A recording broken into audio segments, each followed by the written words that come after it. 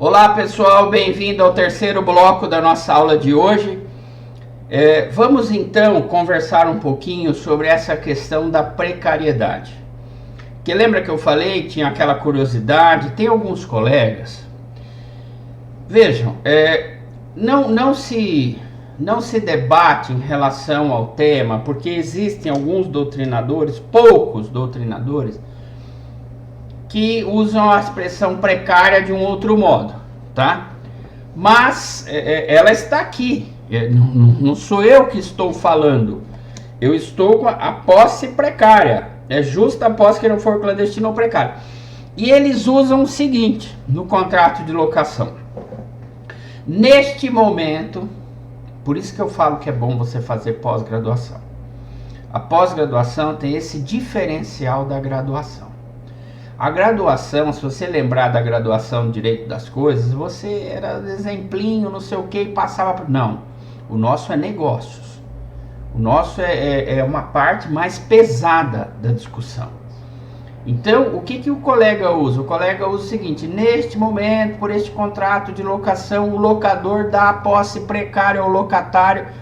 Espera aí um minutinho. Para a aula, professor. Posse precária é aquela que é requerida e não é devolvida. É isso, perfeito. Seu raciocínio está brilhante.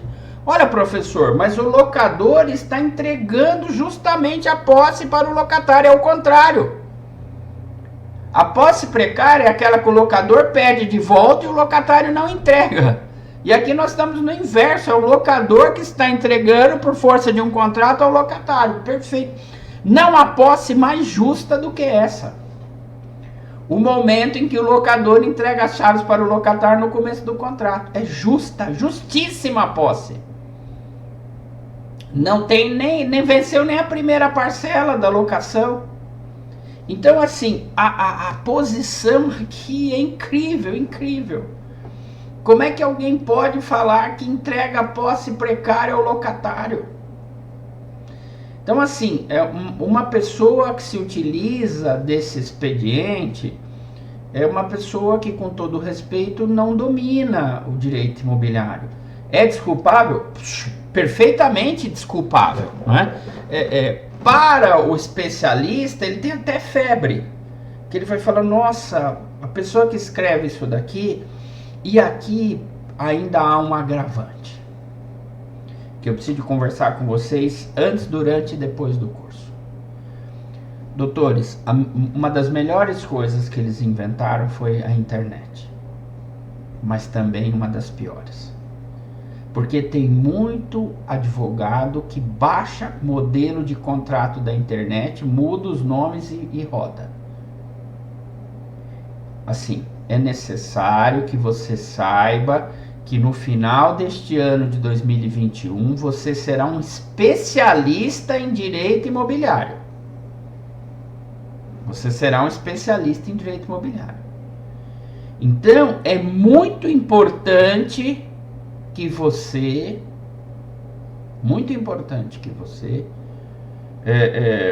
saiba distinguir corretamente as palavras. Tá? Então assim, quando você usar a posse precária, você não vai usar como esses colegas que baixam os contratos da internet, simplesmente rodam e falam: não, isso daqui é perfeito. Ora, desde quando a internet tem esse modelo de perfeição? Veja as fake news. Fake news, que inclusive levaram até uma pessoa a ser presidente do Brasil. Fake news. E estão mantendo. Não estou querendo discutir política, se eu sou favorável a Ciclano, a Beltrano, não sou favorável a nada. Eu sou apolítico. Então assim, mas o que se tem a dizer é isso. Não é? A internet pode ser uma coisa boa, pode ser uma coisa ruim. Não é? Ela pode trazer muitas inverdades, muitas construções favoráveis e muitos equívocos. É no sentido do equívoco que nós estamos trabalhando.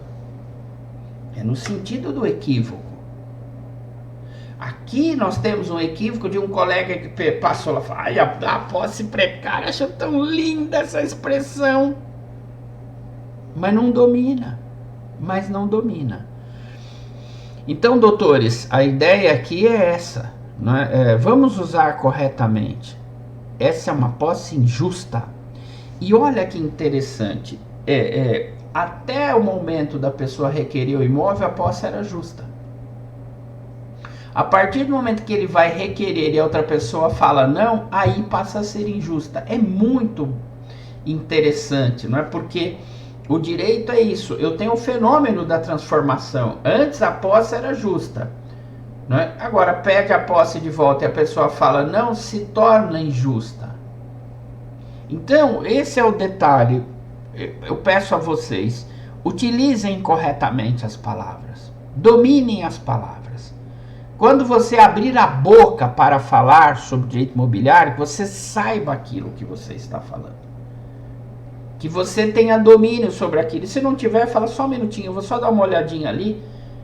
Professor, olha pessoal, eu dou aula disso daqui faz 26 anos. Eu já decorei tudo isso daqui. É óbvio que para mim é mais fácil. Imagina 26 anos falando a mesma coisa. Mas tem muitos momentos, e não são poucos, que eu falo, peraí um minutinho, vou dar uma corrida ali. Às vezes uma complementação de uma informação. Às vezes até para a formação do meu juízo. Então não pensa você também falando, não, também é nesse sentido.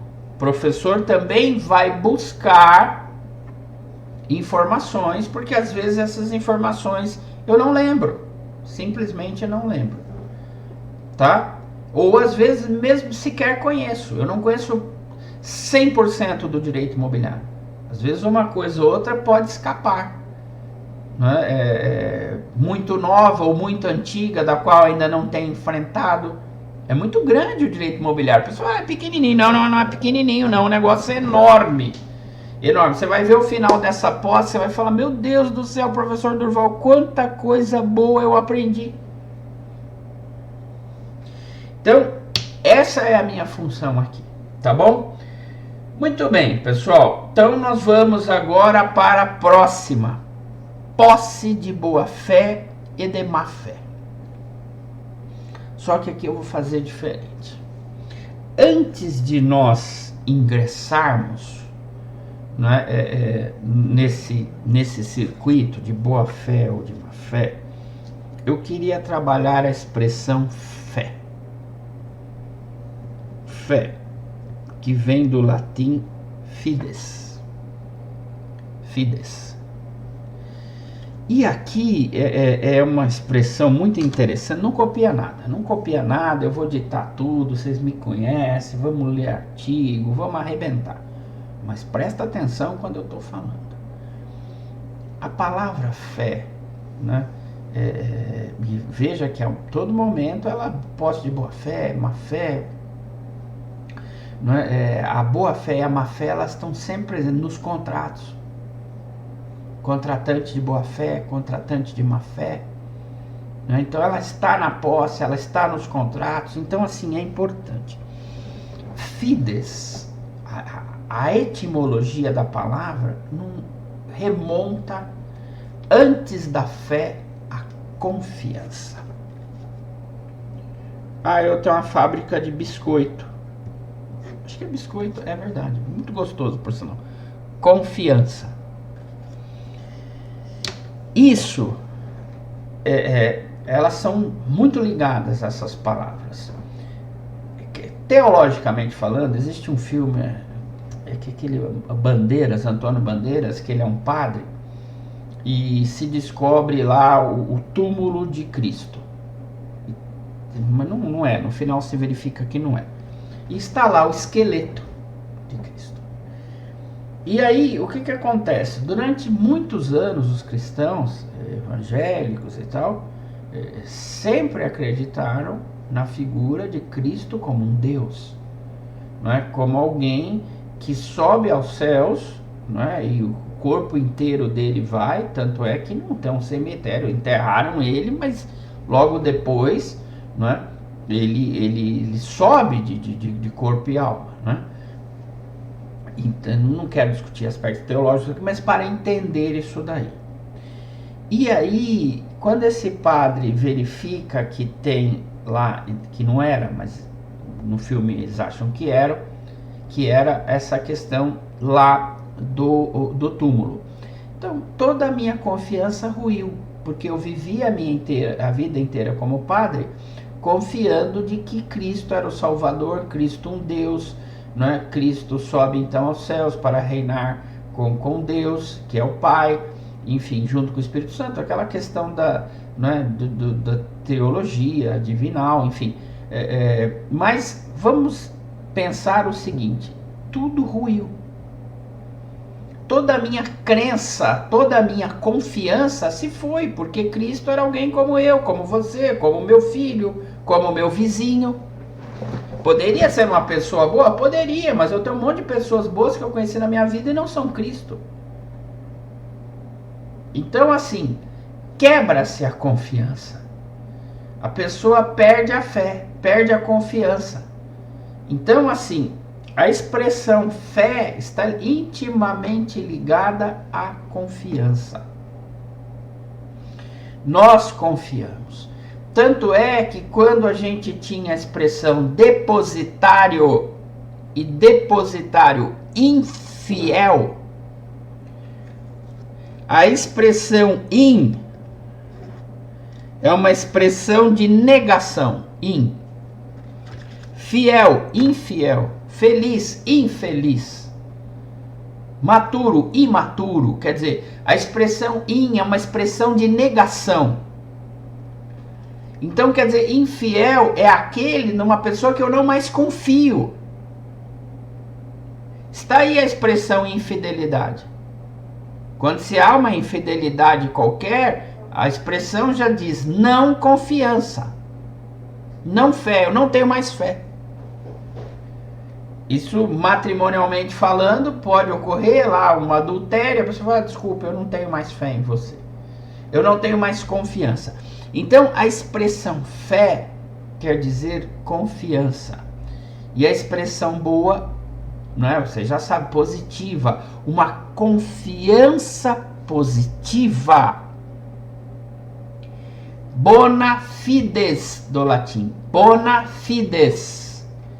Quer dizer boa fé. Boa fé. Boa fé, então, é uma confiança positiva, não é? Então, se vocês quiserem colocar lá no caderno, já posse de boa fé, tracinho. É aquela que o possuidor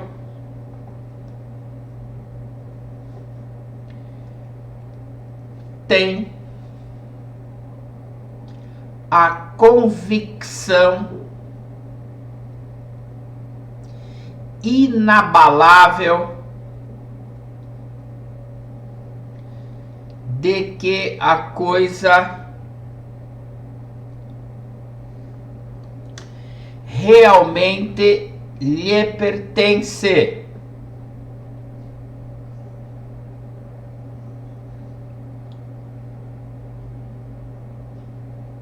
Ponto.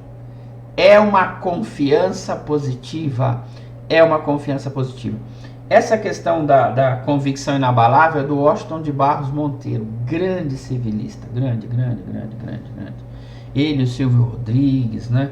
Orlando Gomes, Caio Mário da Silva Pereira, Maria Helena Diniz, né? Tantos outros espetaculares civilistas que o Brasil tem e teve, né? Importantíssimos para a nossa história jurídica. Enfim, estudei com Washington de Barros Monteiro, não é o meu preferido, não ser o preferido não quer dizer que não seja o melhor, né?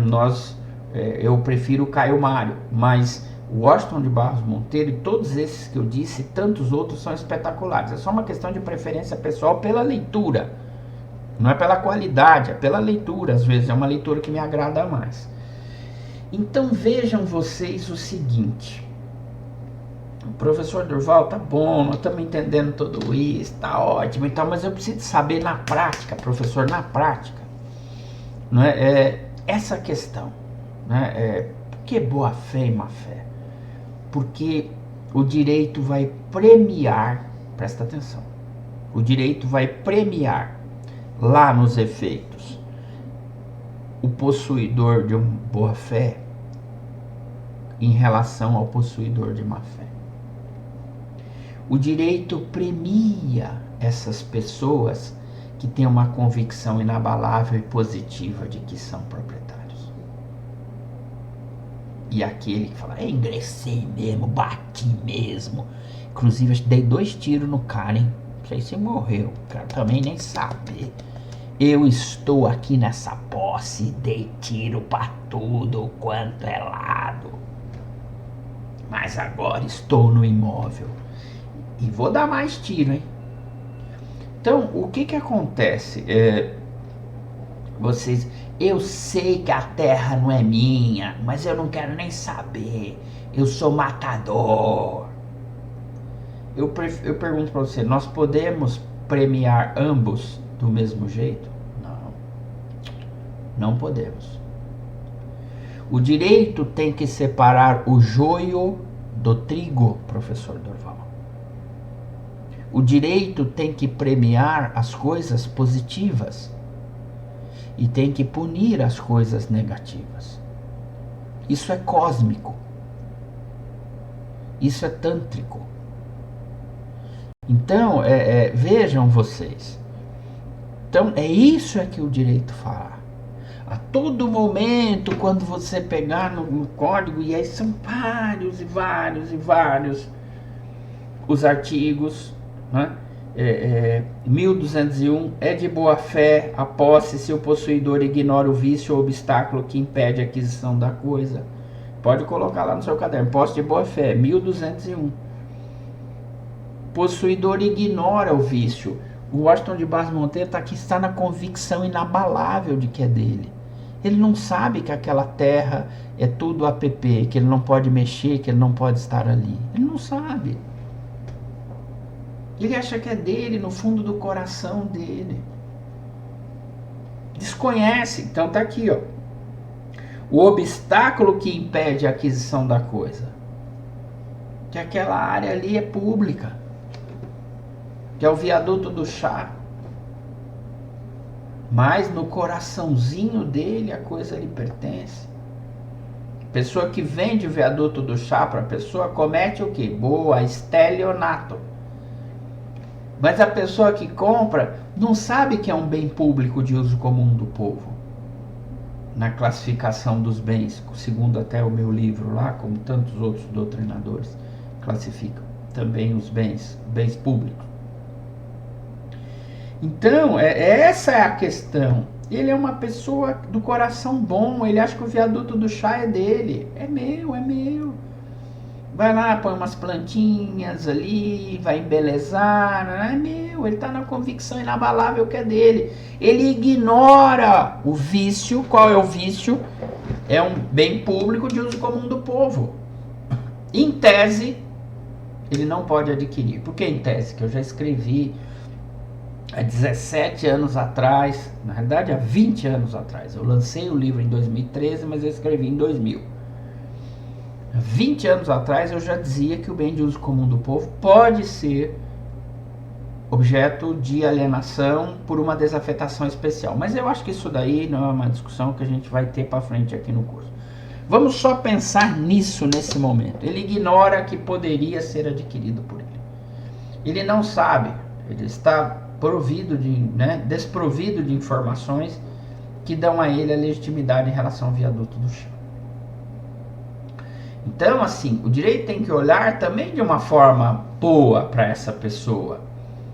Não é? Esse é o conceito de lei, tá? Esse é o conceito de lei. Até eu tenho ele aqui, olha, no meu caderno. Posse de boa fé, ignora o vício, o obstáculo que impede a aquisição da coisa.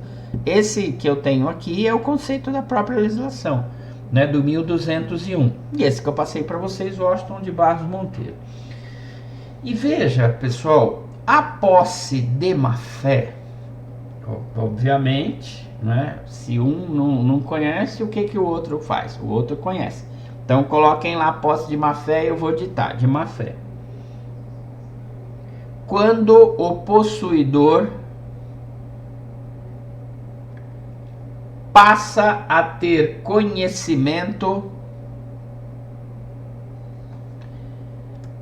do vício ou obstáculo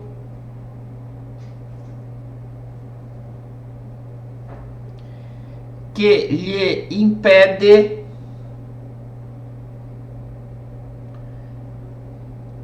de adquirir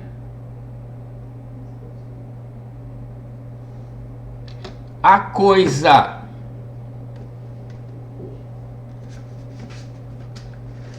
Ponto.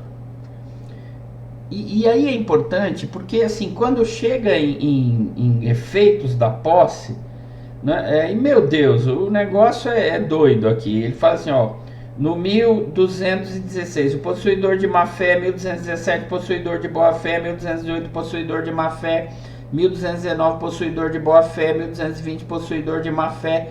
Vejam vocês que quando chega nos efeitos da posse, nós precisamos conhecer essa classificação. Porque senão nós ficaremos, entre aspas, boiando.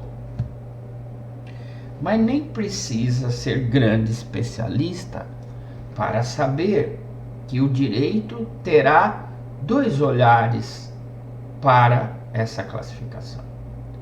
Um olhar benéfico para o possuidor de má fé e um olhar menos benéfico para o possuidor de má fé. Eu não posso colocar os dois como farinha no mesmo saco. Não posso. A boa fé é uma situação, a má fé é outra. E qual é a palavra que separa uma da outra? Conhecimento do obstáculo. Essa é a palavra. Então, por exemplo, um determinado, isso acontecia muito, ainda acontece, viu, pessoal? Loteamento clandestino. Então a pessoa chega lá do além do aquém, aqui do Brasil, chega aqui numa cidade próxima de São Paulo e põe vende-se lote. Facilito em tantas vezes, Uma pessoa simples, uma pessoa humilde, uma pessoa ignorante. Ignorante não é burra. Essa pessoa é extremamente ligeira. Ignorante vem do grego ig, que quer dizer eu. Ignore, eu não conheço. Eu não conheço. Eu sou um profundo ignorante de física nuclear. E essa pessoa é ignorante de direito, mas ela é ligeira. Então vamos com calma aí com a palavra ignorante, tá? Então o que acontece? Ela ignora, ela não conhece que aquele loteamento foi feito, não é, em terras de proteção permanente ambiental,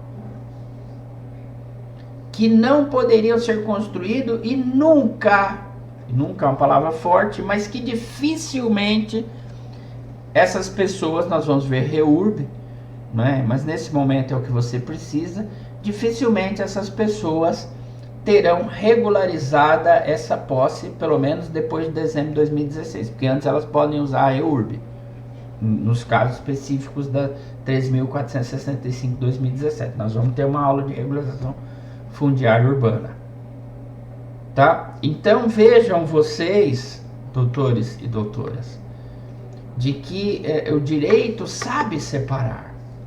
Então essa pessoa, ela vem, ela assina um documento, todos os contratinhos de gaveta, vagabundo, mas ele assina, ele começa a construir no coraçãozinho dele, né? No coração dele, ele tem a fé inabalável que aquilo lhe pertence. Recebe os parentes na casinha dele para tomar um cafezinho, beber uma pinguinha. Que alegria, que satisfação. Mas aí tem que vir o boca quente. Tem que vir o fofoqueiro. tem que vir o desagradável vizinho. E aí ele chega para a pessoa e fala: aí, Humberto, bom dia. Bom dia, excelente dia. Ele é um otimista. E o vizinho vem envenenar.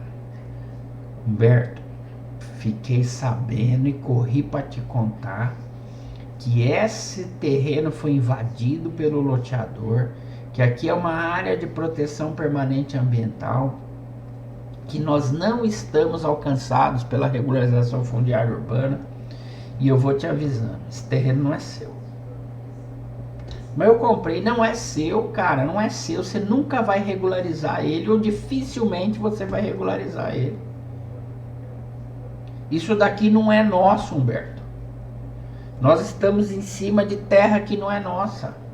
E que nem poderemos tê-la por uso capião, por qualquer outro instrumento de regularização fundiária urbana, já que estamos na cidade. Ah, tá de brincadeira, não, tô falando sério. Meu Deus, eu achando que isso daqui tava tudo certinho. O que o boca mole, o boca maldita, o vizinho desagradável foi fazer? Foi tirar esse que o Washington de Barros falou, a convicção inabalável.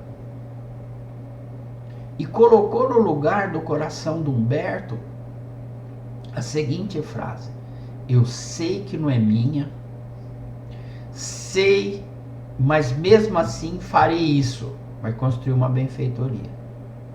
Só que qual é a diferença? Antes ele construía benfeitorias de boa fé.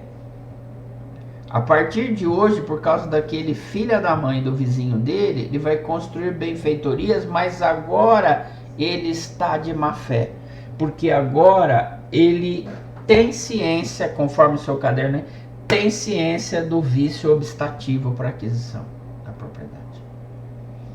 Então, o direito, até ontem, quando o Boca de Caçapa ali do lado foi falar para ele isso daí, o Humberto tinha em relação ao seu imóvel o olhar positivo da lei, que o premiaria em relação aos efeitos dessa posse.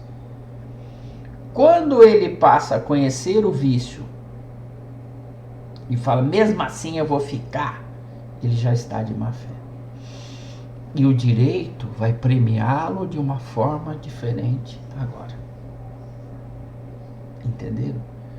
Menos benéfica. Olha, continua na posse. Continua na posse. Tanto é que nós estamos estudando a classificação da posse. Posse de má fé é aquela que não é posse? Não, é aquela que é posse, mas é classificada aí dentro, má fé. Entendeu? Ela é posse. Tanto ela é posse que ela está aqui dentro classificada. Então, vejam vocês, né, e o direito está certo, ele tem que premiar mesmo de maneira diferente um do outro. Então está aqui, né? Mas a palavra correta mesmo é confiança positiva. Se você puder sublinhar, confiança positiva, tá bom? Turma, nós já voltamos daqui a pouco para o quarto e último bloco da nossa aula. Não saia daí, hein? Grande prazer estar aqui com vocês, pessoal. Uma alegria, uma satisfação. Até daqui a pouco, hein?